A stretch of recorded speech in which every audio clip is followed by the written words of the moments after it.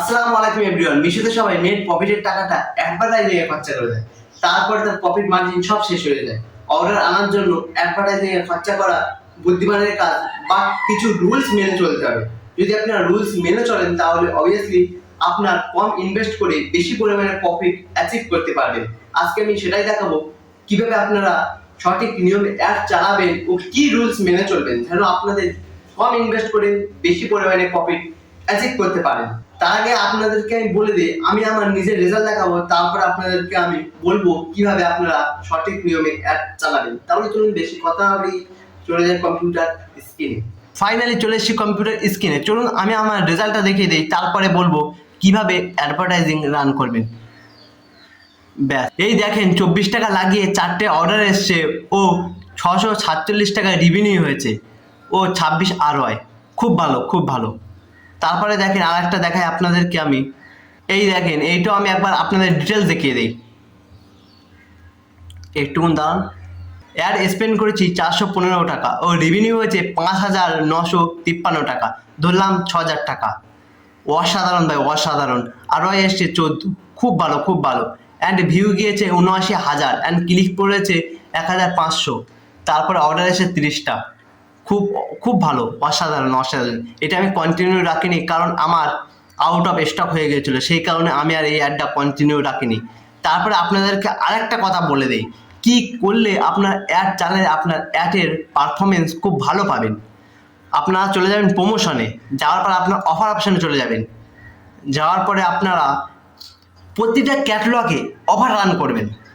Offer run করলে কি হয়, কাস্টমাররা ভাববে যে এই প্রোডাক্টে ডিসকাউন্ট আছে, ও আপনি যখন আরও অ্যাড চালাবেন ওই প্রোডাক্টটায়, তাহলে আপনার কিন্তু পারফরমেন্স আরও বেশি পাবেন। কারণ অ্যাড চালালে আপনার প্রোডাক্টটা ফার্স্ট পেজে শো করবে ও আপনার অর্ডার আসার সম্ভাবনাটা অনেকটাই বেড়ে যাবেন। ডিলে পার্টিসিপেট করলে কিন্তু আপনার মার্জিন কমে যাবে। ওই জন্য আগে থেকে আপনারা যখন লিস্টিং করবেন, লিস্টিংয়ে আপনার প্রাইসটা হাই রেখে দেবেন। দেওয়ার পরে আপনারা তারপরে এখানে ডিলে অফার রান করবেন, তাহলে আপনার মার্জিনটাও ঠিক থাকবে। আপনাদের আমি আমার লাইভ প্রুফ রেজাল্ট দেখিয়ে দিয়েছি, আমার কতটা আরও এসছে, কীভাবে কত টাকা এসছে ও কত টাকা ইনভেস্ট করেছি, সবই আপনাদের আমি দেখিয়ে দিয়েছি। আমি নিজে একটা নতুন সেলার, সেই কারণে আপনাদেরকে একটু বলে দিলাম কিভাবে আপনারা অ্যাডভার্টাইজিং রান করে ভালো পরিমাণে অর্ডার অ্যাচিভ করবেন। তাহলে চলুন, প্রথমে আপনারা চলে যাবেন অ্যাড রান করার জন্য অ্যাডভার্টাইজিংয়ে।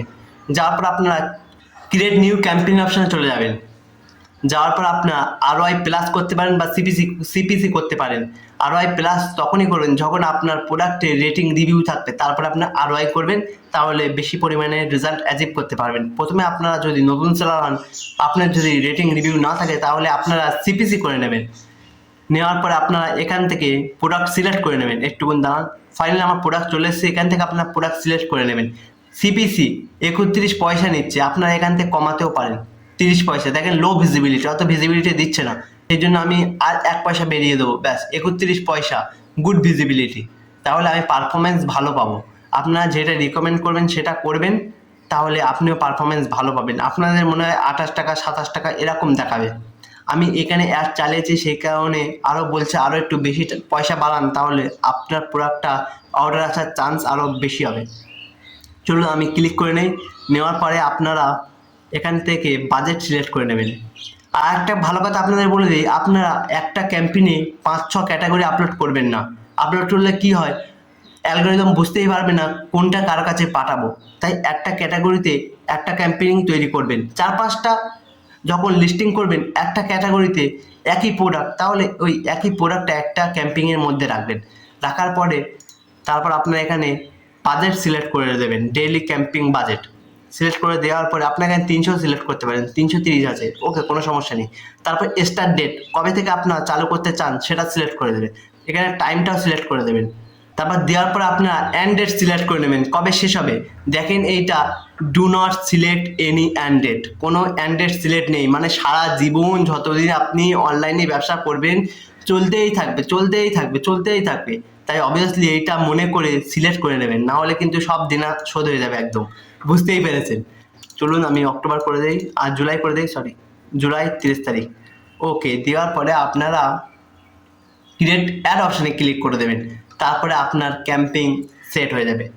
তারপরে আপনারা যখন ইচ্ছা পজও করে দিতে পারেন, নো প্রবলেম। কিভাবে পজ করবেন চলুন আপনাদেরকে আমি দেখিয়ে দিই। আমার একটা ক্যাম্পিং রান করা আছে, সেটা আপনাদের চলুন দেখিয়ে দিই।